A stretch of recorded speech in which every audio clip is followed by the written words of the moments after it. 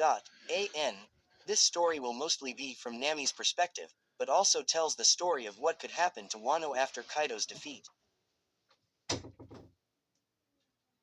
Unless otherwise stated, words in italics are Nami's current thoughts.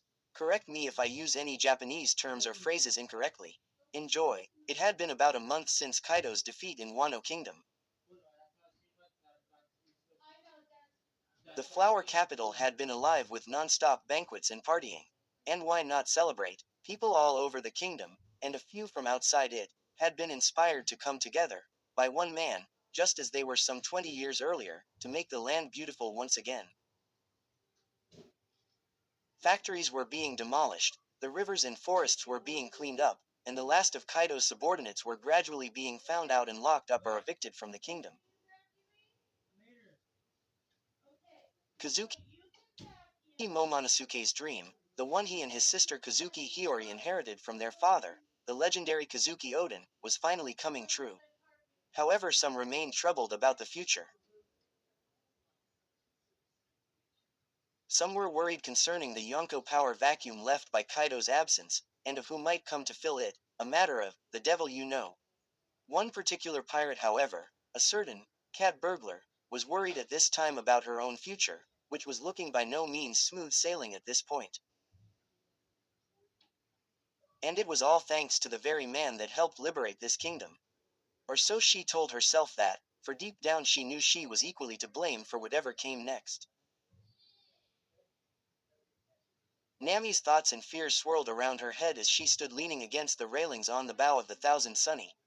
It was decided a while back that the Mugiwara, Straw Hat Pirates, should soon take their leave of Wano, mainly for three reasons.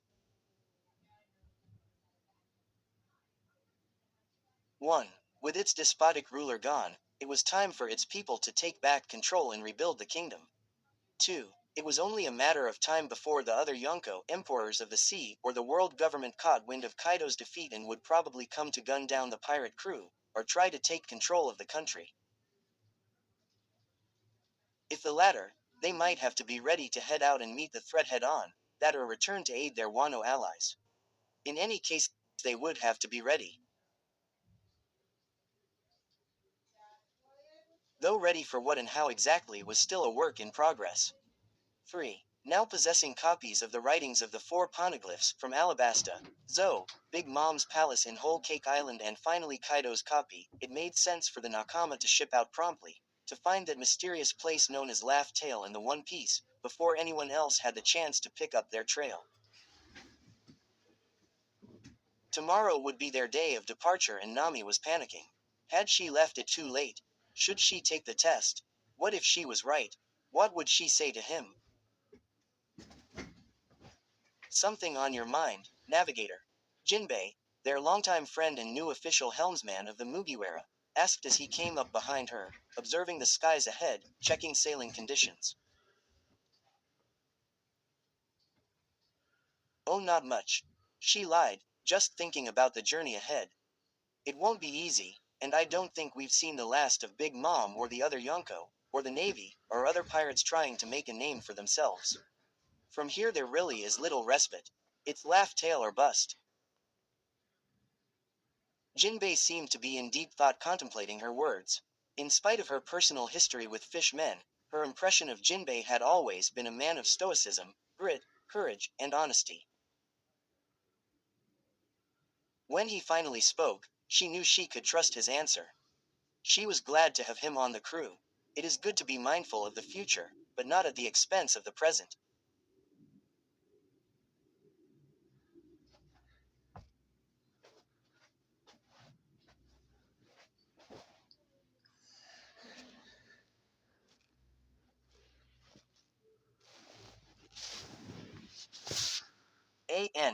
A.